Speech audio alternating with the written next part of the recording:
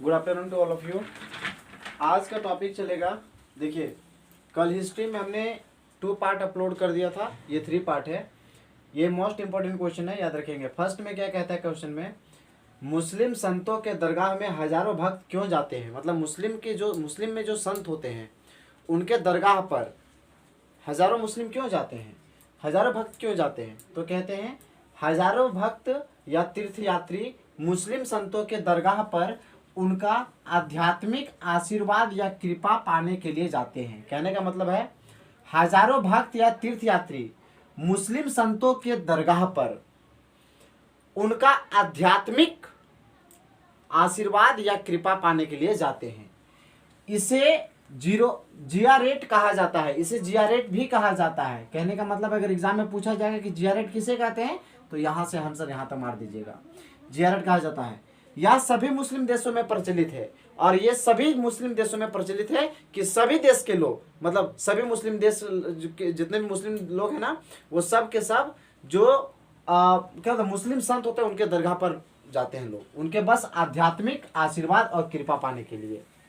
फिर क्या बोलता है, निर्गुण और सगुण भक्त में अंतर क्या है, अंतर बताइए। तो सुनिए ध्यान से, निर्गुण एवं सगुण भक्त में निम्नलिखित अंतर है। कौन कौन। पहला में निर्गुण भक्ति और एक सगुण भक्ति।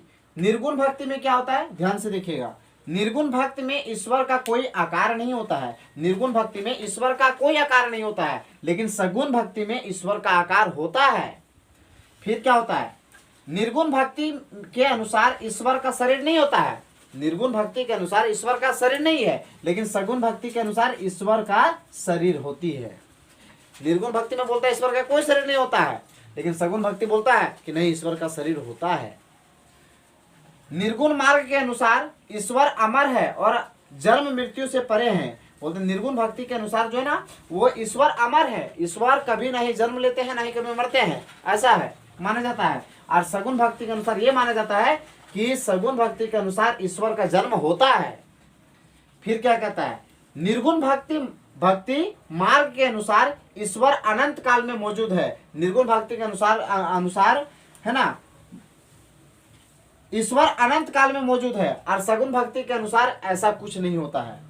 निर्गुण भक्ति के अनुसार ईश्वर एक है, निर्गुण भक्ति के अनुसार ईश्वर एक है। अब सगुण भक्ति में भी ईश्वर एक ही है, लेकिन उनका नाम अलग अलग होता है। फिर आगे देखिए ध्यान से क्या बोलता है, अलवारों तथा नयनारों की उपलब्धियां की विवेचना करें। अलवारों तथा नयनारों के उपलब्धियों का विवेचना करें। तो फर्स्ट में अलवारों तथा नयनारों की उपलब्धियां इस प्रकार है। पहला में क्या है, अलवार और नयनार मुख्य रूप से तमिलनाडु के संत हैं। बोलते हैं अलवार और नयनार जो है वो मुख्य रूप से तमिलनाडु के संत थे। प्रारंभिक भक्ति आंदोलन अलवार और नयनारों के नेतृत्व में ही हुआ था। बोलते प्रारंभिक भक्ति आंदोलन जो हुआ था सबसे पहले वो अलवार और नयनार के नेतृत्व में ही हुआ था। अलवार संत विष्णु की भक्ति करते थे, तो नयनार संत शिव भक्त थे। बोलते हैं अलवार संत जो है वो शिव भगवान की पूजा करते थे, भक्ति करते थे, तो नयनार जो था वो शिव भक्त का पूजा करते थे।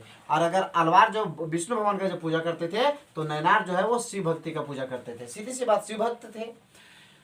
वे संत एक स्थान से दूसरे स्थान पर भ्रमण करते हुए तमिल में अपने इष्ट की भजन गाते थे। वे संत जो होते थे अलवार और नयनार जो संत थे वो क्या करते थे, अपने इष्ट है ना, अपने एक स्थान से दूसरे स्थान तक है ना पर भ्रमण करते थे और तमिल में अपने इष्ट की भजन गाते थे। जाति के प्रति दृष्टिकोण ऐसा माना जाता है कि अलवार और नयनार संतों में जाति प्रथा एवं ब्राह्मण की प्रभुता के विरोध में आवाज उठाई।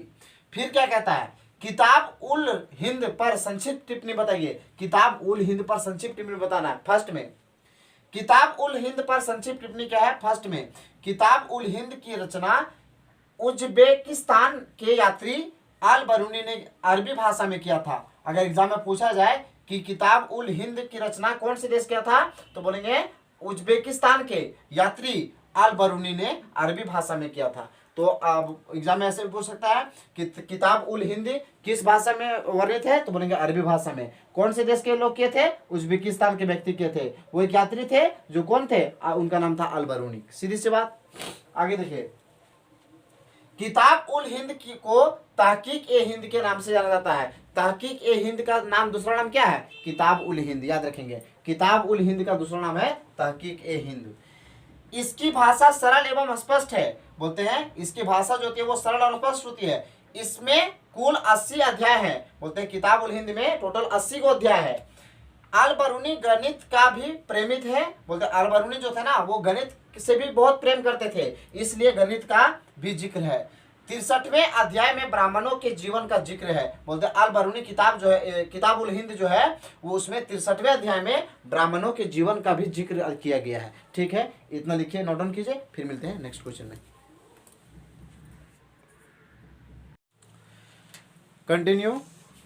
आपका टॉपिक क्या है? बहुत अच्छा टॉपिक दिया हुआ है। क्या दिया हुआ है? मार्को पोलो कौन था, वह भारत क्यों आए थे, मतलब मार्को पोलो कौन थे और वो भारत क्यों आए थे। तो याद रखिएगा, मार्को पोलो जो थे ना वो इटली का एक यात्री थे। मार्को पोलो इटली का एक यात्री थे, वह भारत भ्रमण के लिए आए थे। भ्रमण मतलब होता है सैर करने के लिए, भ्रमण मतलब होता है चारों तरफ छलांग लगाने, देखने के लिए आए थे कि भारत में कौन जगह क्या है। ठीक है, फिर क्या बोलते हैं, जिम्मी शब्द क्या समझते हैं? जिम्मी क्या होता है, ध्यान से देखिएगा। जिम्मी शब्द की उत्पत्ति अरबी शब्द जिम्मा से हुई है। जिम्मी शब्द का जो उत्पत्ति हुआ है ना, जिम्मी शब्द जो बना है ना वो जिम्मा शब्द से बना है। और जिम्मा कैसा भाषा है? तो अरबी भाषा है, अरबी भाषा है। फिर क्या बोलता है, जिसका अर्थ संरक्षण होता है। और अरबी भाषा का मतलब होता है जिसका अर्थ संरक्षण होता है, जिसका अर्थ संरक्षण होता है। जिम्मी शब्द अरबी भाषा के जिम्मा शब्द से मिलकर बना है और जिम्मा शब्द का अर्थ होता है संरक्षण। दूसरे शब्दों में जिम्मी संरक्षित लोग थे। जिम्मी जो लोग थे ना वो संरक्षित लोग थे, वे गैर मुस्लिम थे। जिम्मी लोग जो थे ना वो गैर मुस्लिम लोग थे और उनमें हिंदू, जैन, यहूदी और ईसाई शामिल थे। और उसमें जैन धर्म के लोग, हिंदू धर्म के लोग, यहूदी लोग और ईसाई लोग शामिल थे।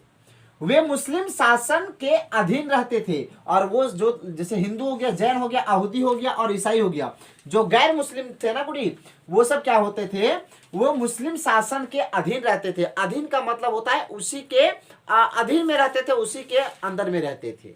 फिर क्या कहता है, और जजिया नामक कर का भुगतान करते थे, इसलिए वे मुसलमानों द्वारा सुरक्षा के हकदार थे। इसलिए वे मुसलमानों द्वारा सुरक्षा के हकदार थे।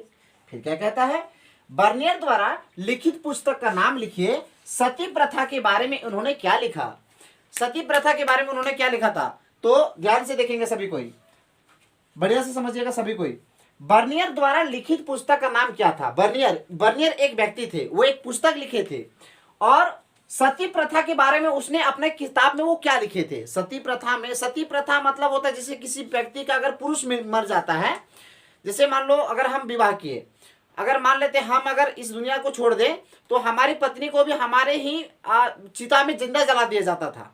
कुछ पत्नियां क्या होते थे, वो स्वेच्छा से बोलते थे कि अगर हमारा दुनिया, अगर हमारा पति अगर ना रहा इस दुनिया में तो हम इस दुनिया में जी के क्या करेंगे। वो स्वेच्छा पूर्वक अपने मर्जी से मौत को गले लगा लेते थे। लेकिन कुछ औरत लोग क्या करते थे, वो जीना चाहते थे, लेकिन उसके समाज के लोग बोलते थे, कहा है अब तुम यहाँ रह के क्या करेगा, तोरा यहाँ रहने का कोई जगह नहीं है, तुम्हारा जो पति था वो मर गए, अब तुमको यहाँ रहने का कोई हकदार नहीं है। अब उसको जबरदस्ती बाध्य किया जाता था, मजबूर किया जाता था कि आपको उसको मतलब जला दिया जाता था। ये सती प्रथा, सती मतलब साथ में, प्रथा मतलब चलाने, सती प्रथा मतलब साथ में जलाने की रीति है ना। तो बर्नियर जो थे ना बाबू, बर्नियर द्वारा लिखित पुस्तक का नाम लिखिए और सती प्रथा के बारे में उन्होंने क्या लिखा था। फिर सुनिए क्या बोलता है, या तो फिर एग्जाम ऐसे पूछेगा कि सती प्रथा के कौन कौन से तत्वों ने बर्नियर का ध्यान अपने ओर आकर्षित कर दिया। सती प्रथा का कौन कौन सा ऐसा तत्व था, कौन कौन सी ऐसी बातें थी जो बर्नियर को अपनी ओर आकर्षित कर दिया पुस्तक लिखने के लिए। तो सुनिए क्या बोलता है, सती प्रथा के निम्नांकित तत्व हैं जो बर्नियर का ध्यान अपने ओर आकर्षित किया। आकर्षित का मतलब होता है बाबू अपनी ओर खींच लिए। तो ध्यान से समझेंगे। उसके बाद का क्वेश्चन क्या कहता है, ध्यान से देखो। कहता है सती प्रथा निम्नांकित तत्व है, सती प्रथा के निम्नांकित तत्व है जो बर्नियर का ध्यान अपने ओर आकर्षित किया। पहला पॉइंट क्या बोलता है, कुछ महिलाएं प्रसन्नता से मृत्यु को गले लगा लेती थी। अभी हमने बोला था कि कुछ महिलाएं ऐसे थे जिनका पति अगर मर जाता था तो वो एक्सेप्ट एकदम खुल के कर लेते थे कि मैं भी इस दुनिया में नहीं रहना चाहता हूं। सुनिए क्या बोलता है, कुछ महिलाएं प्रसन्नता से मृत्यु को गले लगा लेती थी, परंतु कुछ को मरने के लिए बाध्य किया जाता था। बाध्य मीन्स मजबूर किया जाता था कि आपको मरना ही पड़ेगा, क्योंकि आपका अगर पति नहीं रहा इस दुनिया में तो आप जी के ही क्या करोगे। फिर क्या कहता है सती प्रथा यूरोप की प्रथाओं से अलग थी। अब सती प्रथा जो था ना वो यूरोप के प्रथाओं से अलग था, यूरोप के रीति रिवाज से अलग था। क्या कहता है आगे में, कहता है किसी जीवित व्यक्ति को जलाने की प्रथा उसे अमानवीय प्रतीत हुई। और उसने क्या किया, वो जो यूरोप के प्रथा में था ना, वो कहते थे कि किसी भी व्यक्ति, अगर कोई व्यक्ति जीना चाहता है, अगर आप उसको जबरदस्ती मार देना चाहते हैं तो ये अमानवीय को दर्शाता है। अमानवीय का मतलब होता है बाबू, ये इंसानियत को नहीं दर्शाता है। अमानवीय का मतलब होता है इंसानियत को नहीं दर्शाना। फिर क्या कहता है विधवाओं के प्रति भी लोगों का मन में कोई सहानुभूति नहीं दिखाई देती थी। विधवाओं के प्रति भी लोगों के मन में कोई सहानुभूति नहीं दिखाई देती थी। मतलब विधवा, जैसे कोई इंसान जैसे कोई औरत विधवा हो गई तो उसके प्रति भी वो समाज के लोग उसके ऊपर कोई दया नहीं करते थे, उनको बोलते थे कि तुमको मरना ही पड़ेगा। कहने का मतलब नेक्स्ट पॉइंट में क्या कहता है, इस प्रक्रिया में ब्राह्मण, पुजारी तथा घर की बड़ी महिलाएं हिस्सा लेती थी। उससे परिवार की इन महिलाओं का व्यवहार भी अजीब लगा था। एक महिला होकर भी दूसरी महिला की पीड़ा को नहीं समझ सका। कहने का मतलब ये कहते थे इसमें कि अगर एक महिला जो है वो दूसरी महिला के अगर पीड़ा को नहीं समझ पाए तो आप महिला ही रह के क्या किए। महिला की दर्द को समझ सकती है, अगर कोई पुरुष कहे कि हम महिला को दर्द को समझ जाएंगे तो इम्पॉसिबल इट इज। हमको नहीं लगता कि आप किसी महिला की दर्द को समझेंगे, क्योंकि महिला की जितनी पीड़ा होती है वो एक दूसरी महिला को ही पीड़ा हो सकती है, उतना वो कोई पुरुष में नहीं हो सकता है। तो क्या कहती है, फिर कहता है यह एक क्रूर प्रथा थी, यह एक क्रूर प्रथा था। क्रूर का मतलब होता है निर्दयी, क्रूर का हिंदी होता है निर्दयी, याद रखिएगा। यह एक क्रूर प्रथा थी। प्रथा मतलब रीति था, प्रथा मतलब रीति रिवाज था, है ना, ये सती प्रथा। स्त्री चीख पुकार कर भी किसी का दिल पिघला नहीं पा रही थी। अब किसी व्यक्ति को अगर जबरदस्ती उसको चिता में, जैसे उसके पति के चिता में जिंदा जला दिया जा रहा है तो वो चिल्ला रही बचाओ बचाओ, और उसके प्रति अगर कोई दया नहीं आ रहा, किसी के दिल में सहानुभूति नहीं हो रही है, तो आप में अमानवीयकरण भरा हुआ है, आप में इंसानियत तो है ही नहीं। फिर क्या कहता है नेक्स्ट पॉइंट में, कहता है इब्न बतूता के विषय में आप क्या जानते हैं, आप इब्न बतूता के बारे में आप क्या क्या जानते हैं। तो सुनिए 5 पॉइंट को मैं हाईलाइट किया हूं। फर्स्ट पॉइंट में बात करता हूं। देखिए इब्न बतूता अफ्रीका के प्रसिद्ध यात्री थे। इब्न बतूता अफ्रीका के प्रसिद्ध यात्री थे, और क्या कहता है जिनका जन्म 24 जनवरी 1304 ईस्वी को मोरक्को के तेंजियर नगर में एक खानाबदोश जाति में हुआ था। कहने का मतलब है इब्न बतूता जो व्यक्ति थे ना, उनका जन्म जो था एक अफ्रीका के प्रसिद्ध यात्री जिनका जन्म, देखो इब्न बतूता जो थे ना वो अफ्रीका के प्रसिद्ध यात्री थे, याद रखिएगा। इब्न बतूता कौन थे, अफ्रीका के प्रसिद्ध यात्री। फिर क्या कहता है उनका जन्म जो हुआ था वो 24 जनवरी 1304 ईस्वी को मोरक्को के तेंजियर नगर में एक खानाबदोश जाति में हुआ था। इब्न बतूता को जो जन्म हुआ था अफ्रीका के एक प्रसिद्ध यात्री के में हुआ था, जिनका जन्म 24 जनवरी 1304 ईस्वी को मोरक्को के तेंजियर नगर में एक खानाबदोश जाति में हुआ था। फिर क्या कहता है दूसरा पॉइंट, इनका पूरा नाम जो था वो Abu Abdullah Muhammad Ibn Battuta. Ibn Battuta का जो पूरा नाम था वो था Abu Abdullah Muhammad Ibn Battuta था। फिर क्या कहते हैं 1333 ईस्वी से 1342 ईस्वी तक के बीच उसने भारत के विभिन्न भागों की यात्रा किया। 1333 ईस्वी से लेकर के 1342 ईस्वी तक, यानी कि टोटल 9 वर्षों तक भारत के विभिन्न क्षेत्रों में उन्होंने क्या किया, जाकर के भ्रमण किया, सैर किया। कौन, इब्न बतूता। अब इब्न बतूता का आप लोगों ने तो पूरा नाम जान गया कि Abu Abdullah Muhammad Ibn Battuta. फिर क्या कहते हैं 1353 ईस्वी में मोरक्को लौटने के पश्चात, जब 1353 से वो वापस मोरक्को लौट गए, उसके बाद क्या हुआ, उसकी यात्रा की वृतांत इब्न जुज्जे द्वारा लिखा गया एवं इस पुस्तक का नाम अजाइबुल अफसार रखा गया। फिर क्या कहते हैं इतिहासकार मेहंदी हुसैन ने इस पुस्तक का नाम रहला रख दिया। अब क्या बोलते हैं 1353 ईस्वी में मोरक्को लौटने के पश्चात जब हमारे इब्न बतूता जो व्यक्ति थे वो जब वापस कहां चले गए, वो वापस अपने मोरक्को चले गए। उसके बाद वृत्तांत, देखिए क्या बोलता है, उनकी यात्रा वृत्तांत का इब्न जुज्जे, जुज्जे का मतलब होता है, जुज्जे मतलब क्या होता है, इब्न जुज्जे मतलब एक व्यक्ति का नाम था बाबू, है ना, वो क्या था, है ना, एवं क्या बोलते हैं, एवं इस पुस्तक का नाम अजाइबुल, है ना, अजाइबुल अब्सार रखा। फिर क्या होता है, अब अजाइबुल अब्सार का ही दूसरा नाम कौन रखे थे, इतिहासकार मेहंदी जो रखे थे, वो रखे थे क्या, रेहला, रेहला रख दिया गया था। ठीक है, आज यहीं तक टोटल आप लोगों का पार्ट 1, पार्ट 2, पार्ट 3 हमने हिस्ट्री का अपलोड कर दिया है यूट्यूब में। अगर आप लोग, मुझे पूरा उम्मीद है कि आप लोग, मैं जितना भी वीडियो अपलोड किया हूं, वो 15 क्वेश्चन उधर था, टोटल 18 क्वेश्चन था, और इधर आज हुआ 8 क्वेश्चन, 26 क्वेश्चन। 26 क्वेश्चन जो बच्चे पढ़ लेंगे ना, वो 26 में से एकदम 100% है कि आपका बहुत अच्छा मार्क्स आप लेके आओगे, 100%। आप बस 3 वीडियो बढ़िया से देख लीजिए, आपका रिजल्ट बहुत बेहतर हो जाएगा। ठीक है, थैंक यू वेरी मच।